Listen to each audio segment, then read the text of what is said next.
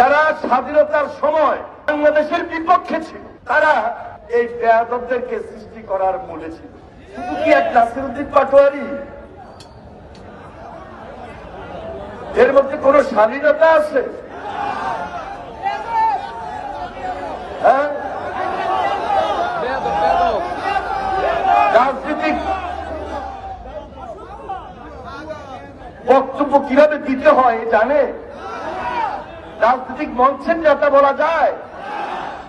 স্বাভাবিক রাজনীতিকে এরা ধরে রেখেছে? এরা ধরে রাখে নাই। একটা দল যারা স্বাধীনতার সময় বাংলাদেশের বিপক্ষে ছিল, তারা এই বেয়াদবদেরকে সৃষ্টি করার মূলে ছিল। আজকে তারা এই বাংলাদেশে বেয়াদব তন্ত্র নাজিল করেছে এবং কেউ যদি বলে যে বাংলাদেশে এখন বিরোধী দলে 2টা দল, 3টা দল, 4টা দল, আমি বিশ্বাস করি না। দল হইল বিরোধী দলে একটা, ওটা হলো জামাত শিবির।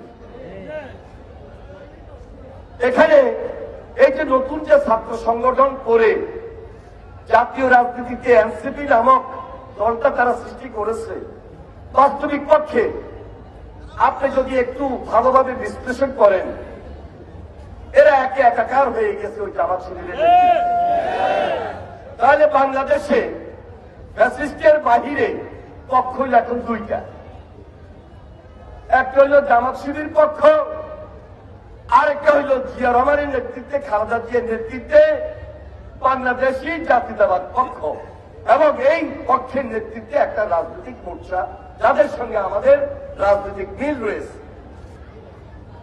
এখন এরা কোন ভাষায় কথা বলে, রাজনৈতিক পরিবেশটাকে কিভাবে নষ্ট করতেছে, প্রতিদিন গায়ে পড়ে ঝগড়াঝাটি এবং গায়ে পড়ে আমাকে আপনাকে বলল, ঠিক আছে মানে নিলাম, কিন্তু প্রতিনিয়ত তারেক রহমানকে নিয়ে যেভাবে গায়ে পড়ে উচ্চ বাচ্চ এমন এমন অশালীন ভাষায় বক্তব্য দিচ্ছে, এখনো তো আমরা এই দেশের মানুষ ধৈর্য ধরতেছি।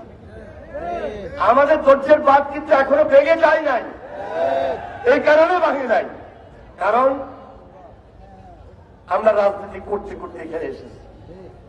বিএনপি রাজনীতি শুরু হয়েছে প্রেসিডেন্ট জিয়ার নেতৃত্বে, একটা উদারপন্থী গণতান্ত্রিক দল। এটা একটা গঠনতন্ত্র আছে, এটা একটা নিয়ম আছে। নাসিরউদ্দিন পাটোয়ারির মতো কেউ যদি এই ধরনের অশালীন ভাষায়, রুচিহীন, যেটা রাজনীতিতে যায় না, এই ধরনের কথা আমাদের পার্টিতে যদি কেউ বলতে চায়, ওই সুযোগ বিএনপিতে নাই।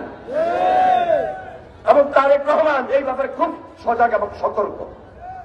এই পর্যন্ত কতজনকে বহিষ্কার করতেছে আর কতজনকে বাদ দিতেছে, এই হিসাব দেখলেও তো বোঝা যায় যে এই ধরনের কোন প্রশ্রয় এই পার্টিতে দেওয়ার সুযোগ নাই।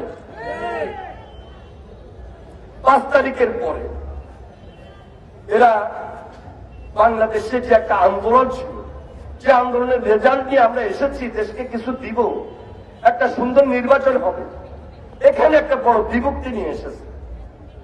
এরা শুধু জুলাইকে বিভক্তি করে নাই, এরা বাংলাদেশকে বিভক্তি করেছে, এরা বাংলাদেশের রাজনীতিকে বিভক্তি করেছে, এরা বাংলাদেশের ফ্যাসিস্ট বিরোধী যে ঐক্যের মধ্যে পাটল জড়িয়েছে।